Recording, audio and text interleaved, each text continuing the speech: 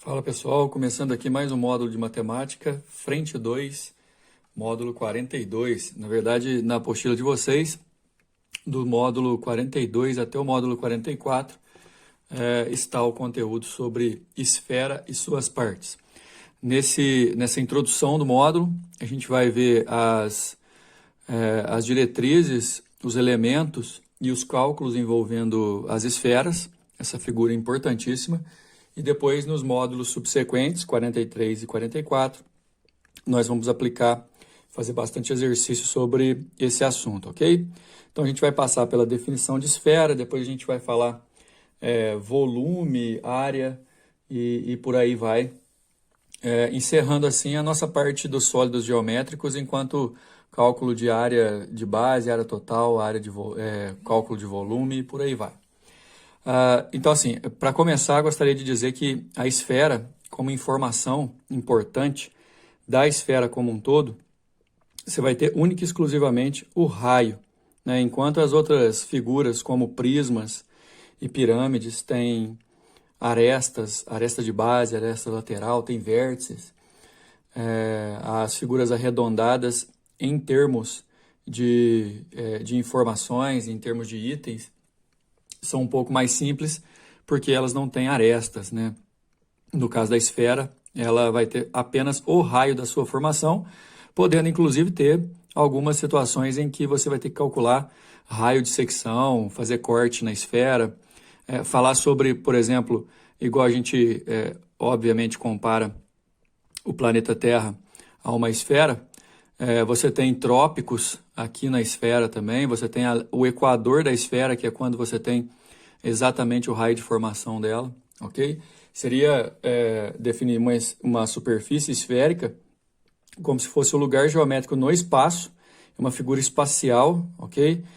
Que fica a uma distância constante de um ponto central, né? Esse ponto central, obviamente, é o centro da esfera, e essa distância constante de todos os pontos do espaço até ele, a gente chama de raio.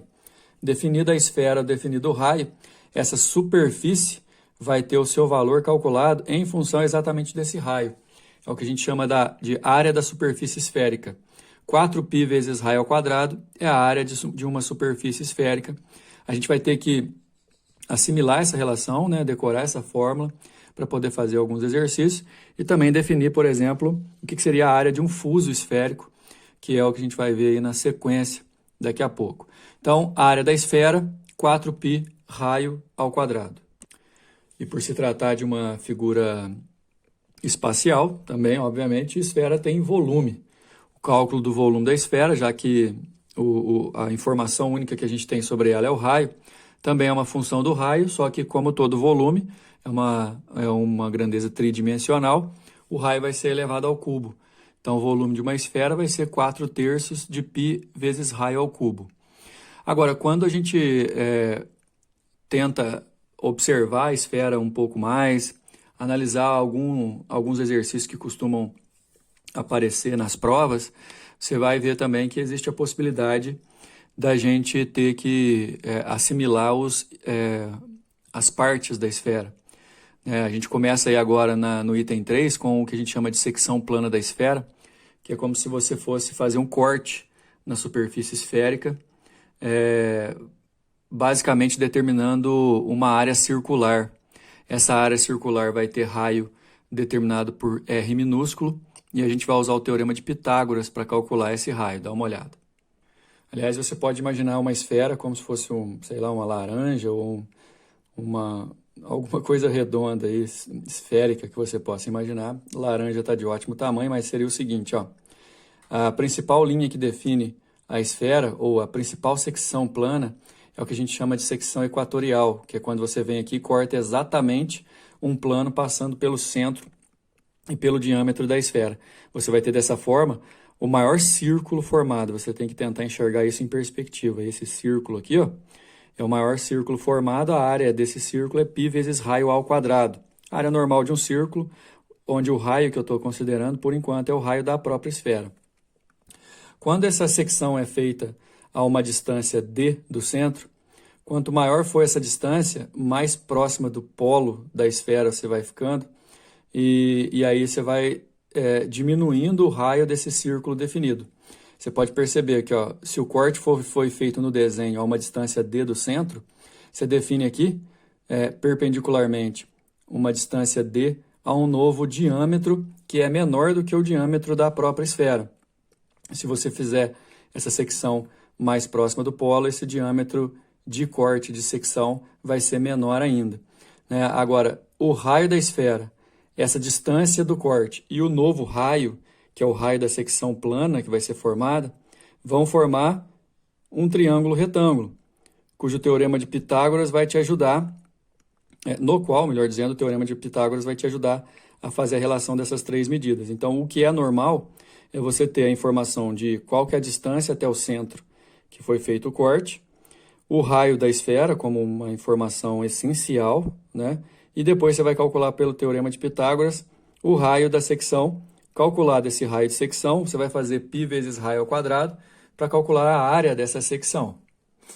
Duas outras partes importantíssimas de uma esfera é o que a gente chama de fuso esférico e a cunha esférica.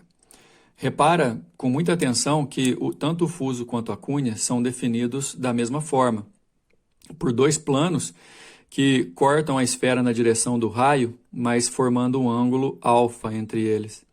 E aí a apostila coloca uma comparação muito interessante para você comparar essa esfera a uma laranja, para ajudar você a entender principalmente a diferença entre fuso e cunha, né? Esse corte que a gente chama de corte equatorial, como eu disse anteriormente, é um corte que passa pelo diâmetro da esfera, só que são dois planos que vão se encontrar exatamente ali no centro, e aí esse ângulo aqui a gente chama de ângulo equatorial. O arco que é definido aqui na superfície esférica a gente chama de arco equatorial, porque está exatamente na direção do raio da própria esfera, formando ali a maior possibilidade de corte. Essa questão é o seguinte: comparar a esfera a uma laranja vai te ajudar a fazer assim.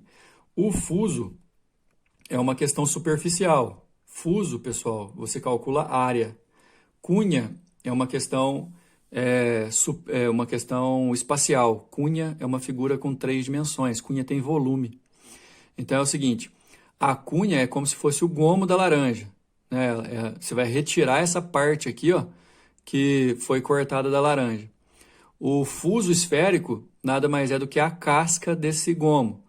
Então, o que você vai ter que esperar? De fusos, você vai calcular a área. De cunha, você vai calcular volumes. Essa figura ajuda demais você a entender o que seria um fuso esférico, que é você tirar essa casca da esfera, esse pedaço de superfície esférica, relativo a um ângulo equatorial, um ângulo central aqui da esfera, e calcular a sua área. Então, isso aqui que está de verde, pessoal, é como se fosse essa capa, como a própria apostila diz, que é a casca do gomo, cuja área é diretamente proporcional ao ângulo equatorial. Então, não tem fórmula para você poder calcular a área do fuso, basta você fazer uma proporção. A área do fuso está para a área da esfera, assim como o ângulo de determinação do fuso, o ângulo equatorial, está para o ângulo total da volta da esfera, que é de 360 graus. Lembrando que esse alfa aqui, nesse caso, tem que estar em graus. Se tiver em radiano, ao invés de 360, você tem que usar 2π, porque 2π radiano é a mesma coisa que 360 graus. Então, pessoal, fuso esférico é uma figura que representa um pedaço da superfície, é definido centralmente aqui pelo ângulo, né, o ângulo equatorial, e é proporcional à área total da esfera. Já o volume da cunha, olha só, da mesma forma que o volume a área do fuso é proporcional ao ângulo equatorial em relação à área total da esfera, o volume da cunha, que seria o gomo inteiro, olha só que desenho interessante. Pensando numa melancia também, por exemplo, esférica, uma fatia da melancia é exatamente o que a gente chama de cunha esférica. Esse encaixe aqui, ó, um pedaço da esfera por inteiro, representa essa figura volumétrica, cujo volume, inclusive, também é proporcional ao ângulo central, ao ângulo equatorial, definido da seguinte forma: o volume da cunha está para o volume total da esfera, assim como o ângulo de definição da cunha em graus está para 360, que é o ângulo total. Então, pessoal, dê uma olhada nessa imagem para vocês poderem perceber exatamente a diferença entre um fuso esférico e uma cunha esférica. Quando você retira uma cunha, automaticamente você está tirando um fuso aqui também. Ó. O fuso é a casca da cunha. Fuso tem área, que é proporcional ao ângulo equatorial em relação à área total da esfera. Por regra de 3 você faz. Cunha tem volume. Você vai calcular o volume da cunha também proporcionalmente ao ângulo equatorial em relação ao volume da esfera. Então aqui eu tenho cunha, aqui eu tenho a superfície do fuso esférico e aqui eu tenho a figura volumétrica, que é a cunha esférica. Uma outra situação importante que faz uma referência ao que a gente tinha visto lá atrás sobre o corte de secção da esfera. Repara, quando eu falo que é um plano que passa e cortando a esfera, é exatamente isso que eu estou falando. Aqui, por exemplo, a gente definiria aquele raio menor, o corte, que foi a uma distância D do centro, e aqui o raio da esfera, formando aquele triângulo retângulo, para a gente poder calcular esse raio aqui. Ó. Dá só uma olhada, eu vou completar o desenho aí. Como nós vimos aí nos itens anteriores, se você faz um corte cada vez mais próximo do polo da esfera, você vai ter um raio de secção cada vez menor. Raio da esfera, raio da secção e distância do corte formam um triângulo retângulo com o qual você pode trabalhar e usar o teorema de Pitágoras para relacionar essas medidas. Essa medida D é importante porque se você tirar essa medida D do raio total da esfera, você vai achar a altura desse pedaço aqui, ó, dessa tampa dessa esfera que foi retirado. Essa tampa como um todo é chamada de segmento esférico. Então, utilizando dessa situação, você calcula esse raio, que ao mesmo tempo é o raio do segmento esférico aqui também. Você pode calcular essa área aqui como πr ao quadrado, usando esse rzinho aqui, que vai ser a área da secção do corte. Nesse corte, você separa a esfera em duas partes. Uma delas, que tem a superfície circular aqui retirada, é a superfície esférica retirada, é o que a gente chama de segmento esférico. O que recobre esse segmento ao redor, ou seja, a superfície desse segmento é chamada de calota esférica. Fazendo uma referência, por exemplo, você já deve ter ouvido falar das calotas polares e tal. É uma referência a esse tipo de figura aqui, essa definição, viu, pessoal? Então é assim, você fazendo uso da distância do corte de secção, do raio da esfera e do Rzinho aqui, do raio da secção, você consegue entender as medidas desse segmento esférico. O que eu estava dizendo, vai ser importante a gente definir o H, que é a altura desse segmento esférico. Esse Hzinho aqui, ó, se quiser até anotar, ele é o raio total da esfera, ó, do centro até lá em cima é o raio.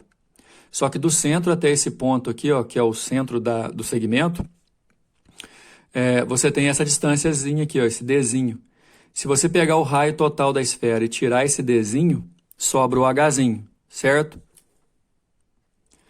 Então seria interessante anotar que esse H, que é a altura da calota esférica, a altura do segmento, é o raio total da esfera menos a distância em relação ao centro de onde foi feito o corte para a retirada da calota. Essa calota, por exemplo, a gente usou bastante como a determinação de espelho côncavo, espelho convexo, lá em física, não sei se vocês estão lembrados, mas no caso da calota, a gente vai calcular a área dessa calota com 2πrh, onde R é o raio total da esfera original e H é essa altura da calota, que, repito, a gente consegue achar fazendo o raio total menos a distância do corte. Essas partes da esfera, fuso, cunha, segmento esférico e calota esférica, são tão importantes quanto a esfera como um todo, viu, pessoal? Então, calcular a área, volume dessas figuras, muito importante. Vamos aplicar isso aí no exercício. Questão número 1. Para decorar uma mesa de festa infantil, um chefe de cozinha usará um melão esférico com diâmetro de 10 centímetros, o qual servirá de suporte para espetar diversos doces. Ele irá retirar uma calota esférica do melão, conforme ilustra a figura, e para garantir a estabilidade desse suporte, dificultando que o melão role sobre a mesa, o chefe fará o corte de modo que o raio Rzinho da secção circular de corte seja pelo menos de 3 centímetros. Então, ele vai fazer o corte aqui, ó. Esse Rzinho aqui vai ser pelo menos de 3 centímetros. Levando em consideração que o diâmetro do melão, que é uma esfera, é de 10 centímetros, o raio total que você pegaria aqui, ó, o raio total seria de 5 centímetros e o raio da secção é de 3 centímetros. Já dá para calcular essa distância e esse Hzinho aqui também, já já vocês vão ver.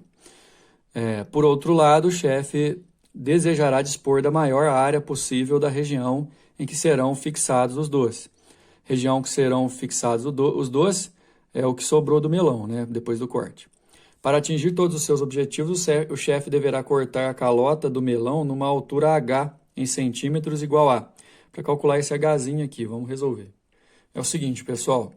O raio da esfera total tem 5 centímetros porque o diâmetro é 10. Esse raio aqui, ó, o exercício falou que vale 3. Não sei se vocês entenderam qual que é a situação. Ele vai cortar essa calota aqui do melão e vai ficar essa região circular aqui, uma região plana, e ele vai apoiar essa estrutura aqui, ó, em cima da mesa, nesse círculo, para ele não rolar. E aí os doces serão espetados aqui no restante do melão. O detalhe é que o raio da esfera, o Rzinho da secção do corte e esse D aqui, ó, formam um triângulo retângulo. No caso do exercício, esse Dzinho, ele é representado pelo segmento OA. O raio total valendo 5, que é a hipotenusa do triângulo. O Rzinho da secção valendo 3, de acordo com o exercício. E o OA valendo Dzinho, você forma o triângulo 3 de cateto, 5 de hipotenusa. Você lembra desse triângulo, né? Triângulo 3, 4, 5. Pelo teorema de Pitágoras, você vai descobrir que o segmento OA vale 4. Então, triângulo 3, 4, 5. Se de O até a borda é o raio total que vale 5, de O até A a gente calculou que vale 4, se tirar do raio total essa distânciazinha, você vai achar o Hzinho, 5 menos 4 é 1, a resposta é a letra C. Número 2, calcular o volume de uma esfera de raio 3 raiz de 2 metro. O volume da esfera é 4/3 de πr ao cubo. Se eu tenho raio, basta jogar ali e desenvolver. 4/3 de π vezes 3 raiz de 2 ao cubo. 3 raiz de 2 ao cubo, fazendo a conta, você vai fazer 3 ao cubo, que dá 27. E raiz de 2 ao cubo, na verdade, vai dar 2 raiz de 2, certo? Aí você vai desenvolver, fazer as divisões, 72π raiz de 2, que é o nosso volume. Aqui ficou direto, deixa eu fazer mais devagar para vocês verem aqui. Acho que assim fica mais fácil de entender, né? Porque se você fizer esse 3 raiz de 2 ao cubo, 3 ao cubo dá 27, raiz de 2 ao cubo dá 2 raiz de 2. O 27 com o 3 aqui você pode simplificar, que fica 9. E aí 4 vezes 9 dá 36, vezes 2 dá 72, π raiz de 2. Acho que aqui a apostila simplificou, mas não cortou esse 3 aqui. Esse 3 aqui não existe na resolução. Ok? Porque ele foi cortado com esse outro 3 aqui, ó. Você corta esse 3 com esse 3 e termina resolvendo. Mas aqui está mais fácil. 72π raiz de 2 está em metro, então o volume é metro cúbico. Número 3, um artista plástico construiu com certa quantidade de massa modeladora um cilindro circular reto, cujo diâmetro da base mede 24 centímetros e cuja altura mede 15. Antes que a massa secasse, ele resolveu transformar aquele cilindro em uma esfera, ou seja, vamos raciocinar, o volume total do cilindro, de diâmetro 24 e altura 15, vai ser transformado numa esfera. Então, a esfera nova vai ter o volume igual ao diâmetro antigo. O volume da esfera está aqui. Analisando as características das figuras geométricas envolvidas, conclui que o raio da esfera assim construída é igual a... Como eu disse, a quantidade de massa não vai mudar, então o volume da esfera, que é 4/3 do π vezes raio ao cubo, é igual ao volume do cilindro, que é a área da base, é π vezes raio do cilindro ao quadrado, vezes a altura. Aqui está 24/2 no raio do cilindro, pessoal, porque como ele forneceu o diâmetro e a gente precisa usar raio é a metade do diâmetro, certo? Então, 4/3 de πr ao cubo da esfera é igual a πr ao quadrado vezes a altura do cilindro, certo? Eu posso cortar o π com o π aqui, beleza? Eu posso terminar resolvendo passando 4 dividindo, porque aqui vai dar 12, e aí 12 ao quadrado dá 144, eu passo 4 dividindo, 3 multiplicando, fica r ao cubo igual a 1620, porque o π também eu já cortei. Raiz cúbica de 1620, você vai fatorar o 1620 e separar os fatores repetidos de 3 em 3. Vai dar 3 raiz cúbica de 60, resposta letra D. Número 4. Para confeccionar um porta-joias a partir de um cubo maciço e homogêneo de madeira com 10 centímetros de aresta, o marceneiro dividiu o cubo ao meio paralelamente às duas faces horizontais. Ele vai pegar esse cubo aqui, ó, e cortar, pegar duas metades. Tá vendo?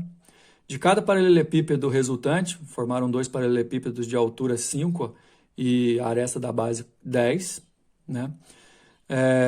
Extraiu uma semisfera de 4 centímetros de raio. Ele cavou, entre aspas, assim vamos dizer, nas duas faces dos paralelepípedos, formando duas esferas. Vai ficar como se fosse um buraco assim para guardar a joia, né? Certo? De modo que seus centros ficassem localizados no cruzamento das diagonais da face do corte. Ele está dizendo que o centro da esfera, da semisfera formada, vai ficar exatamente no centro da face, conforme ilustra as figuras. Fazendo o corte, dividindo o cubo ao meio e retirando as semisferas, ele formou exatamente o porta-joias que ele queria. Na hora que ele juntar de novo, você vai ter uma esfera de espaço ali dentro. Essa esfera verde aí é vazia. Sabendo que a densidade da madeira utilizada na confecção do porta-joias era de 0,85 grama por centímetro cúbico e admitido o π3, a massa aproximada do porta-joias em gramas é... Bom, pessoal, o porta-joias, na verdade, é o cubo original, extraído dele a esfera. Então, a massa total do cubo eu vou calcular, depois eu calculo a massa da esfera e subtrai. Né? No caso, eu posso até fazer direto, eu calculo o volume do cubo, tiro o volume da esfera e depois eu uso a densidade. Então, o volume do porta-joias é o volume do cubo menos o volume da esfera. Vamos lá, o volume do cubo é 10 ao cubo, porque é a aresta ao cubo, menos o volume da esfera, que é 4/3 de πr ao cubo, sendo que o raio da esfera é 4, justamente porque ficou bem no centro aqui da figura superficial que determinou aqui, além do que o exercício também está falando lá no enunciado, né? Então, o volume do cubo menos o volume da esfera, aresta ao cubo, menos 4/3 de π vezes raio ao cubo. 10 ao cubo menos 4/3, aí pediu para usar o π igual a 3, né? Eu posso cortar aqui. Fica 1.000 menos 4 vezes 64, dá 744 gramas. Então, pessoal, o porta-joias de madeira ele tem 744 gramas de volume. Isso aqui já saiu em centímetro cúbico, não tem problema, porque a densidade da madeira aqui está em centímetro cúbico. Então, você vai fazer densidade igual a massa sobre volume e descobrir que a massa, na verdade, é o volume multiplicado pela densidade. Usando o volume em gramas e a densidade, usando o volume em centímetro cúbico e a densidade em grama por centímetro cúbico, você vai achar a massa em grama multiplicando cruzado, dá 744 vezes 0,85 igual a 632,4, a resposta letra D, porque ele pediu aproximadamente, né? Finalizando, o globo da morte é uma situação muito usada em circos. Ele consiste em uma espécie de jaula em forma de uma esfera, superfície esférica de aço, onde motoqueiros andam em suas motos dentro. A seguir tem-se na figura 1 uma foto, na figura 2 uma ilustração. Certo. Na figura 2, o ponto A está no plano do chão,